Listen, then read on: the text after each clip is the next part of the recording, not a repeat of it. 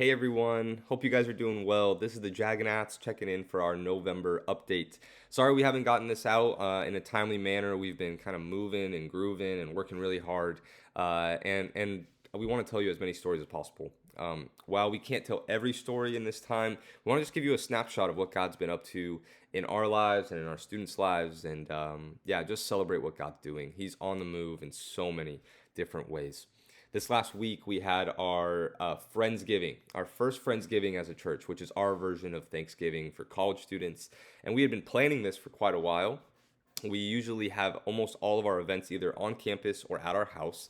And so we were planning on being at our house to make a big meal and have people over. And as we checked in with people, we went, oh, wait, that's more people than we can accommodate at our house. We need to pivot. We need to do something else.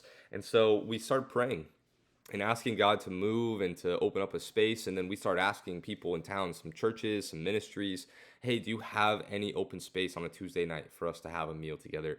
And one church said, yes, please come use our space. We'd love to have you. They have an industrial kitchen. They have a beautiful kind of area to meet together. And we were able to accommodate just about over 40 people, 50 with us. So it was a pretty amazing night. And if you can imagine, we had 22-year-olds, 24-year-olds, 25-year-olds cooking turkeys for 7 hours and making mac and cheese and mashed potatoes. And it turned out really, really well. Really So good. really celebrating God's faithfulness to us there, as well as celebrating churches in town who say, we are not of the competitive spirit. We're not about comparison. We are about the kingdom. And it's evident that God has many in this town that are like that. So we're celebrating that. Ali, do you want to tell us just a little bit Yeah, about some of the relationships that have happened kind of out of Friendsgiving? absolutely. Yeah, it was sweet to see some of the people we've met all together in the same space, connecting. And one of the cool stories that came from it was from one of our friends, Giselle. So I met Giselle on campus just walking through, I think in June. She was, I think, the first student I met here in Chico. She was taking a picture by the Chico state sign with her family, excited to come in the fall.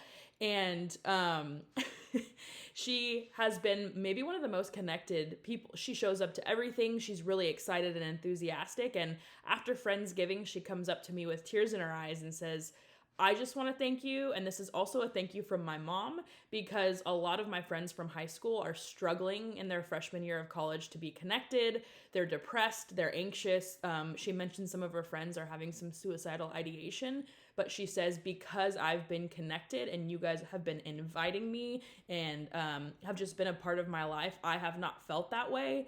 She said, I've never really made friends outside of sports in high school, and it just means so much to me to have people like you in my life. And so if you'd continue to pray for Giselle, God's doing something in her heart, and we just love her so much and are so excited to be a part of that. There are some other girls who I've been hanging out with before Friendsgiving who all got to come and connect with each other too. And three of them specifically, Ava, Caroline, and Sana, they have never been to an English Christian speaking church before. So some of them are Catholic, some of them are Hindu, but had the opportunity in the last few weeks to come to our service on Sunday and to experience church together in this way, hear the gospel, and then I get to continue to read the Bible with them on a weekly basis. So if you'll pray for them and the other girls that we've been connecting with, that God would continue to do a sweet work in their lives. Hmm. There's also been some cool stories on the guy side. One of our core team members, every Tuesday, Wednesday, and Thursday for 2 hours, we do this thing called In the Harvest Time, which means we go on campus for about 3 hours, and we pray, and then we go and meet people. Cold turkey, go meet people. So interact with them, share the gospel if we can, or just connect and get their phone number. And we've been doing this since August for 6 hours a week, every week. And last Tuesday, the day of Friendsgiving, we had a core team member, just be walking. He was just walking on his way, and a guy on an electric bike pulls up next to him and says, "How's your day going?" And he decides to say, "It was a great day because I got to praise God today." And the guy on the bike's like, "That's the craziest answer I've ever heard to this. I need to know more about who you are." And pulls his bike over, and him and our core team member talk for probably 25 minutes. And George shares the gospel with them. He shares his life with them, tells them about what God's done. And the guy is so intrigued that he says, I would love to know more. And comes to our Friendsgiving after meeting him for like 4 hours total, like in a matter of a day. Doesn't know him that much. Comes to Friendsgiving, brings his friend, and are asking so many questions about church, about life, about Jesus. And it was evident that God had placed them at that crossroads, at that moment, to have their lives intersect. So just a cool story of what God's doing overall, but there's plenty more where that came from. The other celebration that I want to put in front of you guys is that we at Chico State have had our first Death to Life. First student has said, I want to follow Jesus. I've counted the cost, and I want him over everything. His name is Alejandro. He's a senior this year. He is the best. We met him on campus. One of our core team members shared the gospel with him, has been reading the Bible with him. And one of the phrases that he said early on is, this is what I've been looking for my whole life. Has a Catholic upbringing. His family's really into the Catholic Church and maybe just the cultural side of that. And he said, that's just not for me. I don't think that's what I want. I'm not satisfied with that. So we're just praising God that he is working in this city in ways that we don't see. And we just want to put that in front of you as a huge celebration that God is on the move. And we expect him to do that and much more. So really thankful for that. Also, just want to put some prayer requests in front of you guys. We as a team have kind of made a shift lately to really focusing on prayer and worship and fasting as the power mechanism, the power source that we have as we go on campus. And one of the sayings that we've been kind of sharing together as a team is, when we seek God in prayer, he meets us in power. And for us, we want to invite that same type of thinking and belief into you guys, that when you seek God in prayer, he meets you in power. And I want to just share some of these prayer requests that if you're feeling like, hey, I need to pray, I need to ask God for some things. Well, we have some needs and some things that we are praying for. So one of our core team members is still on the hunt for a job, is looking for places, has been diligent to apply to places. However, it just hasn't had the open door yet for him. So want to just pray that God continues to do something in this person, as well as opens the right door for him to have a job.